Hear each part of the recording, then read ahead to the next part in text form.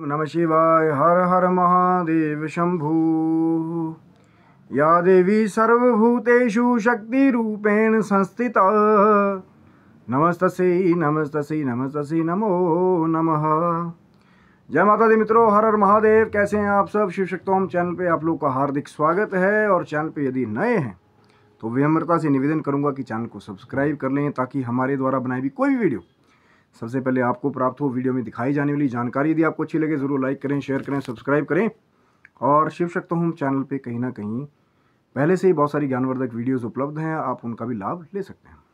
मित्रों, आज बात कर रहे हैं कि जो एक महानवरात्रि का, चैत्र नवरात्रि का पर्व आके गया, तो बहुत सारे कुछ नए साधकों के एक्सपीरियंस होते हैं, कई प्रश्न होते हैं, कुछ सिचुएशन ऐसी होती हैं कि कहीं ना कहीं हमें भी लगता है कि भैया कोई नया साधक है तो उसको थोड़ा सा जो है पुराना एक्सपीरियंस जो आपका है वो दिया जाना चाहिए। ज़रूरी नहीं कि सिर्फ माँ की साधना सिर्फ नवरात्रि तक ही सीमित है। कई बार तो ऐसा होता है कि नवरात्रि में एक विशेष कृपा हुई, आप जो है फिर रेगुलर ही माँ के साधक बन गए, रेगुलर ही कहीं ना कहीं दुर्गा पाठ, माँ दुर्गा का नाम और माँ भगवती के नामों को संकीर्तन करने लगे। एक शुरुआत जैसे क्योंकि सबसे बड़ी कृपा होती है शुरुआत होना। अभी कोई अनायास ही, जिसका भक्ति से कोई लेना देना नहीं, कहीं और अन्यत्र किसी और तरह का जीवन व्यतीत कर रहे हों, और फिर माँ की कृपा हो जाए और साधना करने लग जाएं, तो कई बार ऐसी कृपाएं जो है ये नवरात्रि के समय जो लोग नई आराधना पूजना कैसे भी माँ की करते हैं, माँ के साथ जुड़ते हैं, तो कहीं ना कहीं माँ की जब कृपा हो जाती है तो फिर कई बार लोग लाइफ टाइम के लिए ही माँ भगवती की कृपा पात्र बन जाते हैं। क्योंकि उनको वो पता लग जाता है कि वो शक्ति, वो महाशक्ति जो कल्याण करने वाली है, कहीं ना कहीं रण में विजय दिलाने वाली है, कहीं ना कहीं सबको एक, जिनको लोग मूर्ख कहा करते थे उनको विद्वान बनाने वाली है, जो निर्धन हुआ करते थे उनको धनवान बनाने वाली ऐसी महाशक्ति जो है, जब उनसे एक साक्षात्कार जैसा इंट्रोडक्शन हो जाता है माँ भगवती की उस पावर के साथ थोड़ा सा, तो फिर लोगों को हो जाता है कि भाई आगे तो पता नहीं कितनी बड़ी खान छुपी है। क्योंकि माँ की माया का पार किसी ने नहीं पाया, कि कितना ही आप माँ से मांगते रहें और अपने आप ही कहीं ना कहीं माँ, जब आप माँ की शरण ले लेते हैं माँ भगवती की, तो कितना ही आप मांगते रहें आपको आगे मिलता रहता है। पर भाव होगा तब, क्योंकि जो भाव के साथ माँ का आराधन कर रहे हैं, पूजन कर रहे हैं, कहीं ना कहीं माँ भगवती भी उन लोगों के लिए हमेशा दिन या रात अपनी शक्तियों को आशीर्वाद के रूप में देती रहती हैं। और जो शक्तिहीन है वो कुछ भी करने में समर्थ नहीं है। शक्ति होगी ना, जैसे अब आपके साथ बात कर रहे हैं, बात करने की शक्ति होगी। अब कई बोलते हैं हमसे बोला ही नहीं जाएगा, एक्सप्रेस ही नहीं कर पाएंगे अपने आप को, तो वो शक्ति भी माँ भगवती आपको प्रदान करती है कि कहीं ना कहीं वो चाहती हैं कि किसी को निमित्त बना के उनके थ्रू जो है कुछ प्रश्न हैं वो उसका उत्तर जो है उनके भक्तों तक जाए या बच्चों तक जाए। क्योंकि एक सिचुएशन ऐसी आई थी कि कहीं ना कहीं बहुत सारे साधकों ने जो पहली बार साधना कर रहे थे कुछ खास बीज मंत्रों की, और आज का प्रश्न यही है कि क्यों माँ भगवती की साधना के साथ भगवान शिव जी की आराधना बहुत ज़रूरी है। इसको ऐसे समझ लीजिए कि भैया कोई एक 2 वे प्रोसेस भी कहीं ना कहीं जुड़ा हुआ है। अब कई आते हैं ना कि भैया क्यों, हम क्यों करें। अब कई और भी महान लोग हैं, वो इसको एक कहते हैं कि धार्मिक खिचड़ी का नाम दे रहे हैं कि आप 3-4 देवताओं का अलग अलग पूजन करें। अरे भाई, पंचदेव उपासना के बारे में हमारे ऋषि मुनि शुरू से कहते हैं। कौन से हैं वो पंचदेव जिनकी उपासना कर से कली काल में कृपा प्राप्त होती है? तो वीडियो को जो है अगर आप ये अंत तक देखेंगे और अगली वीडियो के लिए चैनल को सब्सक्राइब रखिएगा कि कौन से वो पंचदेव हैं जिनकी उपासना के बारे में जो हमारे ऋषि मुनियों ने कहीं ना कहीं कहा होगा। और जो नया नया वो राम मंदिर का निर्माण हुआ है, वहाँ भी वो कंसेप्ट पंचदेव उपासना का उन्होंने वहाँ पे रखा वो, लेकिन अगली वीडियो में। आज के लिए जो प्रश्न है कि धीरे धीरे चलेंगे तो ज्ञान याद भी रहेगा और उससे लाभ भी होगा। सब कुछ एक ही वीडियो में मिक्स कर देना, फिर वो एक भाई साहब वो बैठे हैं महान, वो धार्मिक खिचड़ी का नाम दे रहे हैं उसको। अरे भैया, आपके घर में सब होते हैं, चाचा भी है, मामा भी है, ताया भी है, नाना भी है। अगर आप अपने माता पिता का सम्मान करते हैं, लेकिन जो अन्यत्र उनसे जुड़े हुए हैं, जो आपके रिश्तेदार हैं, नातेदार हैं, कहीं ना कहीं समाज के और भी बड़े हैं, अगर उनकी आप रिस्पेक्ट करते हैं, आप मान लीजिए 2 पानी के गिलास आपने अपने माँ बाप को दे दिया, ठीक है, आपने मातृ और पितृ सेवा कर ली, लेकिन कोई घर अतिथि आपके आया हुआ है, कोई चाचा है, मामा है, नाना रिश्तेदार है, अगर उसको भी आप पानी का गिलास पिला देंगे, अब उसको आप साइकोलॉजिकल खिचड़ी, धार्मिक खिचड़ी कीजिए, वो माता की उपासना भी करें, शंकर जी की उपासना भी कर रहे हैं। मैंने कहा ना, कई सारी चीज़ें इंटरलिंक्ड हैं। और आज यही प्रश्न है, और यही एक कारण है कि बहुत सारे माँ भगवती के साधक जो हैं जब कहीं ना कहीं साधना करते हैं तो बीच में साधना को छोड़ देते हैं। उसका कारण भी है, आज मैं वो डिस्कस करूँगा। वीडियो को अंत तक देखिएगा कि होता क्या है कि जो माँ भगवती का स्वरूप है, हर एक मंत्र का एक अलग अलग प्रारूप है। जैसे हम बेसिक नेचर बोलते हैं, किसी का जो स्वभाव है वो गर्म है, किसी का स्वभाव नरम है, किसी का स्वभाव जल्दी क्रोध आने वाला है, किसी का स्वभाव लेट क्रोध आने वाला है ना। और किसी का स्वभाव जो है वो किसी को अनायास ही देने वाला है, किसी का स्वभाव ऐसा है कि बड़ा रुक रुक के लोगों को देते हैं। तो ऐसे ही मंत्रों का भी एक बेसिक नेचर है। अब ये जो माँ भगवती का मंत्र, चाहे हम हनुमान मंत्र की बात करते हैं या कहीं ना कहीं ओम दुंग दुर्गाय नमः या ओम क्रीं कालिकाय नमः, जो भी जितने भी भगवती के मंत्र सब भगवती से ही जुड़े हुए हैं पर अलग अलग स्वरूप के हिसाब से। अब हनुमान मंत्र की हम कई बार इसलिए महिमा ज़्यादा गाते हैं क्योंकि माँ के तीनों ही स्वरूप जो है वो एक ही मंत्र में विद्यमान है। माँ सरस्वती, ऐंग, ह्रीं माँ लक्ष्मी, क्लीं माँ काली, बीज जो है और चामुंडाए का माँ चामुंडा का स्वरूप जो है और विच्चय कवच वो नवान मंत्र में ही है। तो कहीं ना कहीं नवान मंत्र की महिमा इसलिए दुर्गा सप्तशती में ज़्यादा गाई गई है। बाकी मंत्र भी महत्वपूर्ण है, लेकिन जब तीन ही चीज़ें इकट्ठी एक ही जगह मिल जाएं तो वो और पावरफुल मंत्र बन गया। क्यों? कहीं ना कहीं अब जो एक ही मंत्र करने लगे, एक ही मंत्र हमारे को दो, सब कुछ मिल जाए, तो फिर उनके लिए नवान मंत्र की साधना ज़्यादा महिमा जो है उसकी बड़े बड़े संतों ने भक्तों ने गाई है। अब शंकर जी की आराधना क्यों ज़रूरी है माँ भगवती की आराधना के साथ? क्योंकि जो माँ भगवती के मंत्र हैं वो प्रचंड शक्ति वाले मंत्र हैं। अब कई बार ऐसा होता है किसी ने माँ काली का बीज मंत्र वाला मंत्र आपको दे दिया। माँ काली का स्वरूप बहुत ही प्रचंड है, बहुत ही। अब माँ सरस्वती का अगर आप सिंगल बीज कर रहे हो वो एक शांत अलग प्रारूप है विद्वान बनाने के लिए। माँ लक्ष्मी का अलग से आप कर रहे हैं वो एक अलग मंत्र है किसी धन प्राप्ति के लिए। लेकिन जो रणचंडी है, जो लड़ाई करने वाली है, माँ चामुंडा जिसका स्वरूप है, वो महाकालिका की शक्ति जो है जो लड़ने का काम करती है। कई बार जो नए साधक हैं जिन्होंने कोई आराधन पूजन कभी नहीं किया, डायरेक्ट किसी ने दे दिया कि जी ये बीज मंत्र ले लो, आप करो इसको, या यूट्यूब पे कहीं भी यहाँ वहाँ से देख लिया बिना जानकारी के, पूरी जानकारी के करने लगे उसको।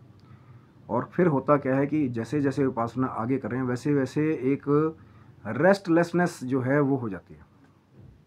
अब कई उसमें शिकायत करते हैं कि हमें नींद नहीं आ रही या हमें सुकून नहीं मिल रहा, हमें एक अलग तरह से हमारे को बेचैनी हो रही है, हमें रिलैक्स नहीं मिल रहा। क्योंकि एक शक्ति वो है जो विदाउट रेस्ट लिए युद्ध में कॉन्टिन्यूस लड़ाई करने वाला एक स्वरूप है। माँ काली का स्वरूप तो यही है ना, प्रचंड शक्ति और एकदम माँ क्रोध में भरी हुई। किसके लिए? दुष्टों के लिए।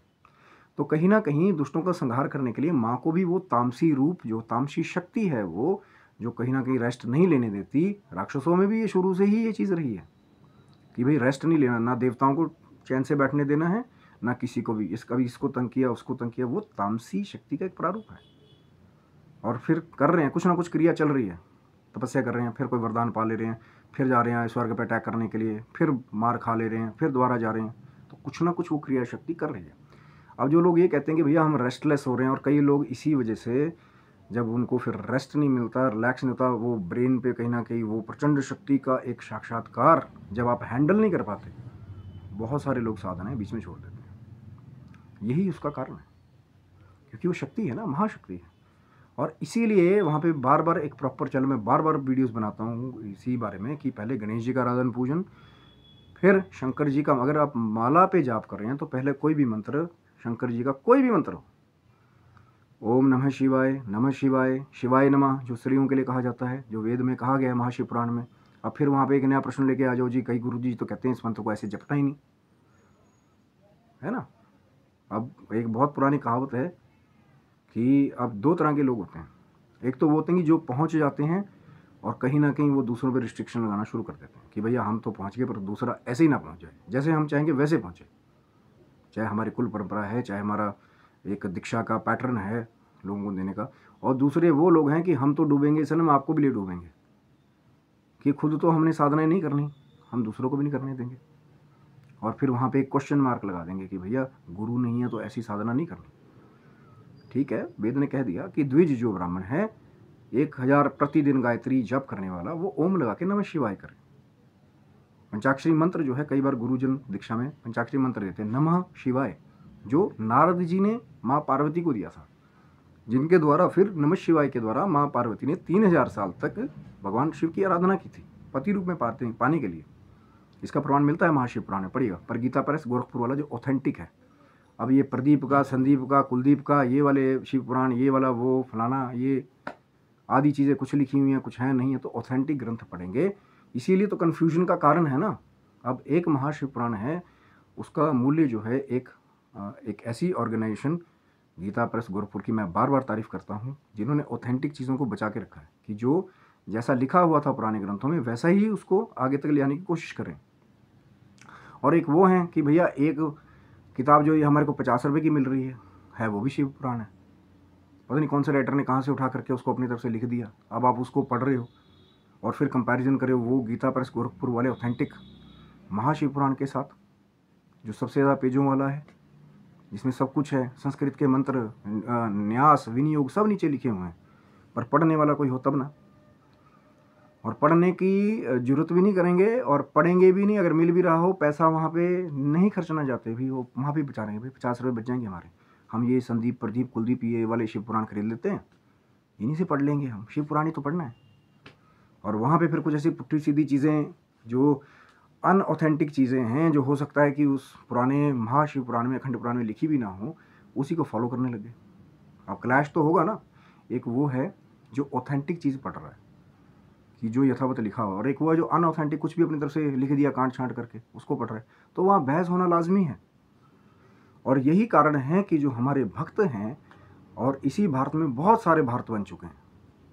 अब यूट्यूब पे जाओ, कोई संत कुछ सुना रहा है, कोई एक नया आ गया, कोई चेला कुछ कह रहा है, कोई कुछ कह रहा है। अलग अलग मत क्यों होते जा रहे हैं? क्योंकि हम एक ही चीज़ को फॉलो नहीं कर रहे।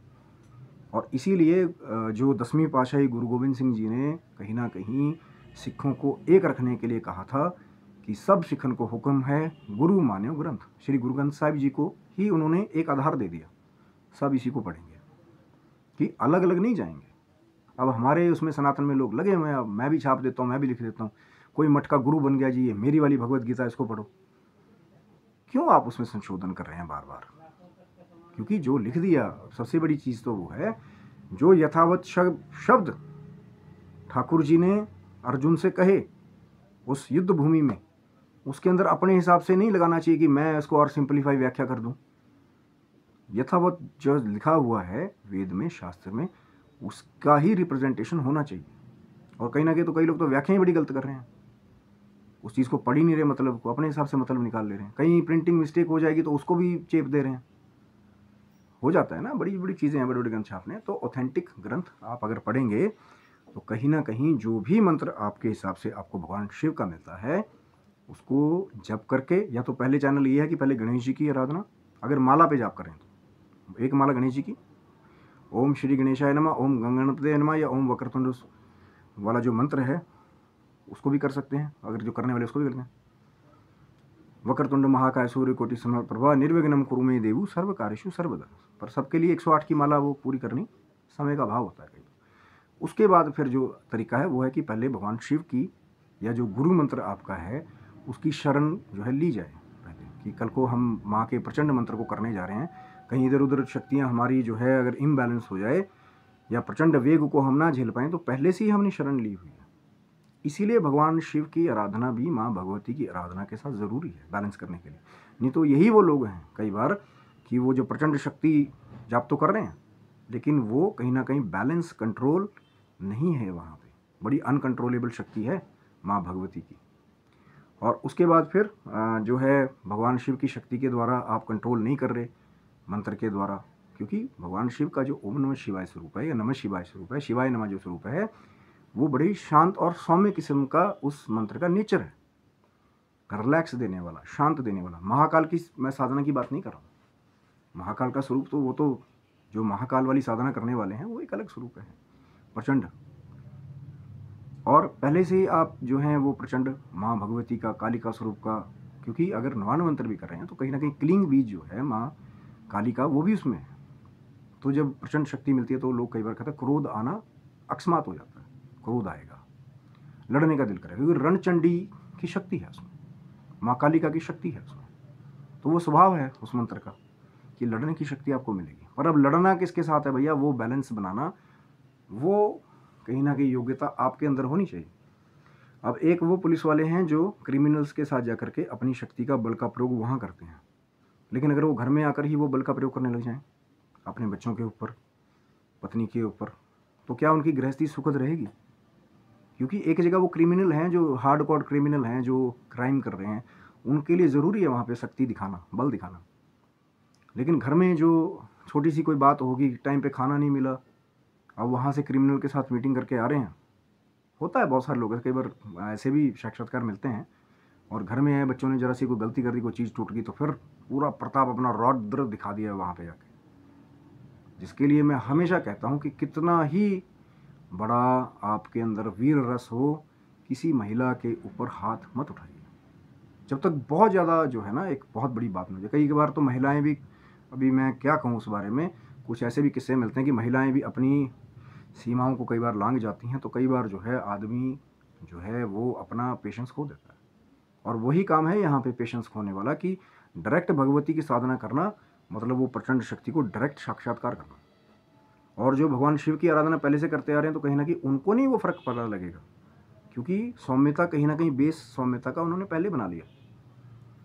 अब कई फिर उसके बाद भी आएंगे कि क्या हम पहले भगवती का जप करें, बाद में शिव जी का जप करें, कर सकते हैं। अब प्रचंडता लग रही है कि भाई नींद नहीं आ रही, रेस्टलेसनेस हो रही है, भगवान माँ भगवती का मंत्र को विश्राम दिया और उसके बाद फिर भगवान शिव का जप करने लगे, मेडिटेशन करने लगे, तो थोड़ी शांति मिलेगी। अच्छे भजन भगवान शिव के जो सौम्य करने वाले हैं, मंत्र आजकल तो बहुत बढ़िया है, यूट्यूब पे बस आप हेडफोन्स लगाइए, बहुत अच्छी म्यूज़िक जो है मेडिटेशन के लिए अवेलेबल है। फिर शांत होकर सो जाइए, फिर अगले दिन फिर प्रैक्टिस। अब ये नहीं कि भैया लगे रहना, हमें तो जी किसी ने दे दिया 9 दिनों में करना है, हमने फिर लगे हुए हैं भगवान शिव का आराधन पूजन भी नहीं कर रहे, सौम्यता आ नहीं रही, कभी इससे लड़ रहे हैं, अपनी माँ से लड़ रहे हैं, पिताजी से लड़ रहे हैं। फिर वही लोग बाद में कहते हैं कि भैया ये चीज़ें तो बड़ी कलेश करती हैं, माँ भगवती के मंत्र को जपने से घर में कलेश होता है, नुकसान होता है। ये वो वाले लोग हैं, क्योंकि जानकारी पूरी नहीं है। अब वीडियो बनाने की आवश्यकता तो अभी बनी ना, क्योंकि एक बारी हमारे पास भी आई थी कि भैया रेस्टलेसनेस हो रही है, नींद नहीं आ रही, तो कहीं ना कहीं अब हम भी बिजी थे। अब उत्तर तो एक को भी मैं दे सकता था, लेकिन इस वीडियो के द्वारा जो आगे भी चाहे